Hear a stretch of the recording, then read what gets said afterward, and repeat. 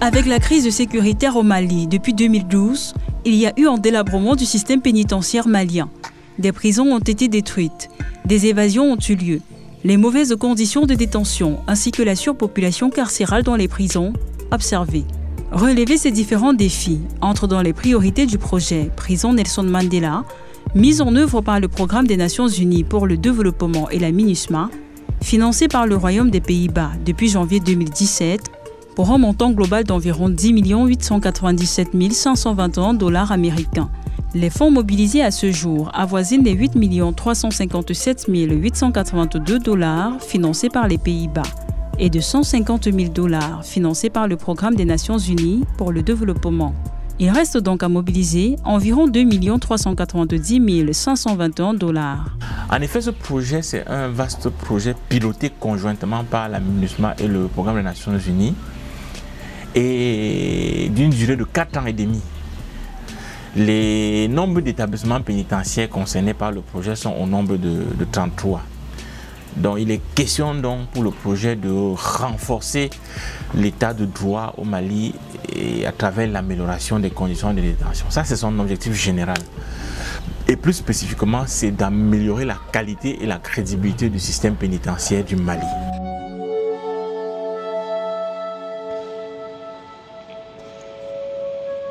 Le projet qui va jusqu'en juin 2017 est placé sous la direction générale du représentant résident, Joshua, sous le conseil du conseiller technique, Filippo Di Carpena, et sous la coordination du coordinateur technique principal, Tagao Traoré.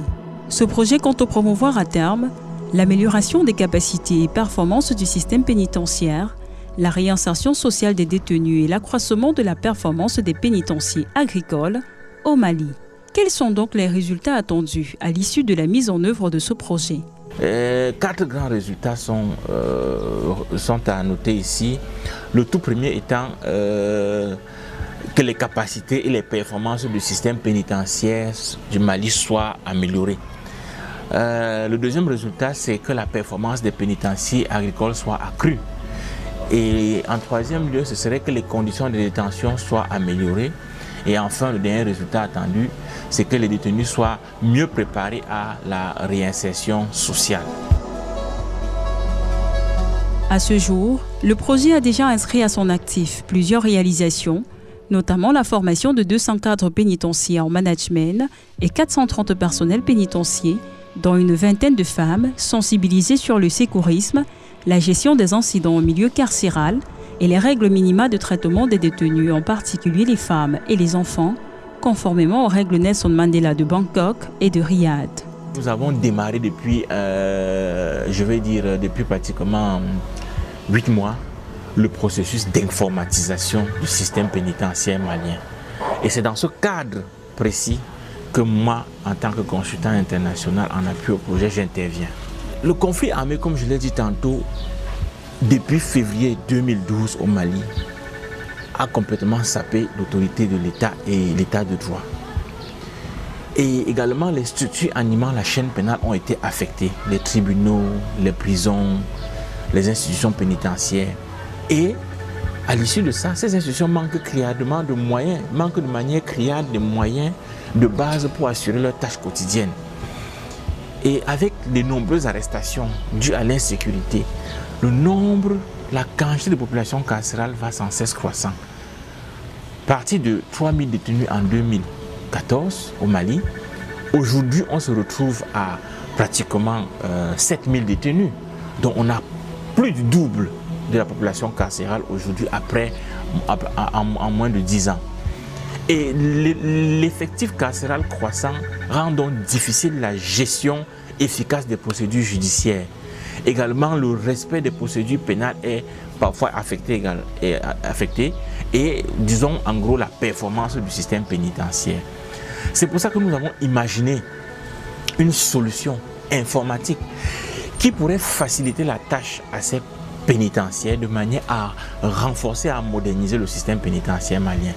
On a donc mis sur pied, avec l'appui de la MINUSMA et du Programme des Nations Unies pour le développement sous financement du Royaume des Pays-Bas, un logiciel informatique appelé Agiderm Vous comprenez que ça veut dire application de gestion informatisée des détenus en établissement au Mali. L'on note à cet effet l'installation du système informatisé de gestion des détenus dans 24 maisons d'arrêt. Ce logiciel informatique est capable donc de pouvoir être utilisé dans les 8 services de la prison, c'est-à-dire au niveau du greffe pour faciliter le travail du greffier pénitentiaire, au niveau de la réinsertion sociale pour faciliter le suivi des détenus engagés dans la réinsertion sociale, au niveau de la santé pour faciliter les visites médicales d'entrée des détenus, et également sur le plan de la sécurité et la discipline pour faire le suivi disciplinaire, également l'évaluation et la classification sécuritaire des détenus qui sont incarcérés dans les maisons d'arrêt.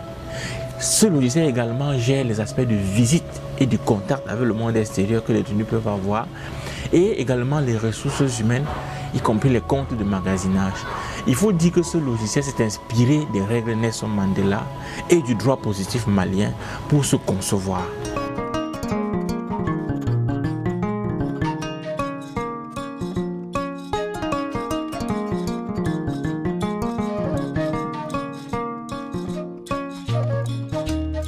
Une fois le logiciel conçu et installé dans les prisons maliennes, cela va permettre à l'administration pénitentiaire de réduire les délais de détention et ceci renforcé par un système d'alarme informatique. Agiderm est un logiciel qui servira aussi à détecter les cas de récidive ainsi que la recherche rapide sur les détenus par des données biométriques telles que la photographie et les empreintes digitales.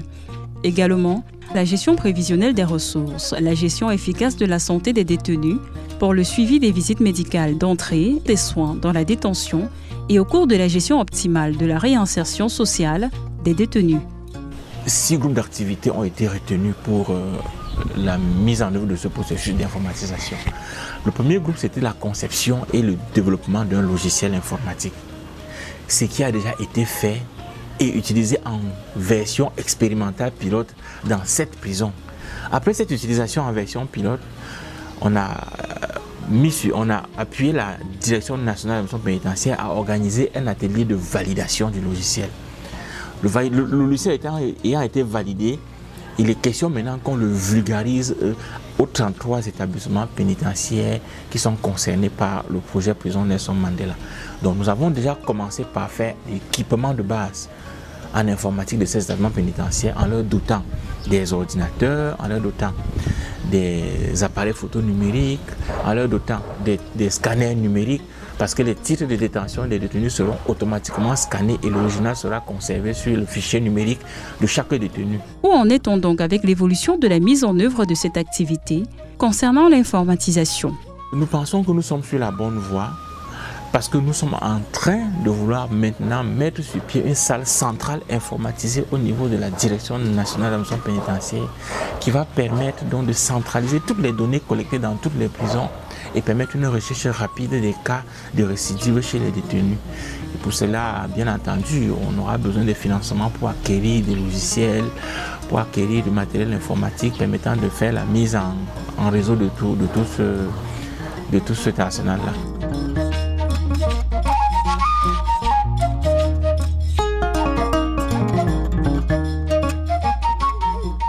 Sur le plan de la formation, près de 200 personnels ont déjà été formés à l'utilisation du logiciel.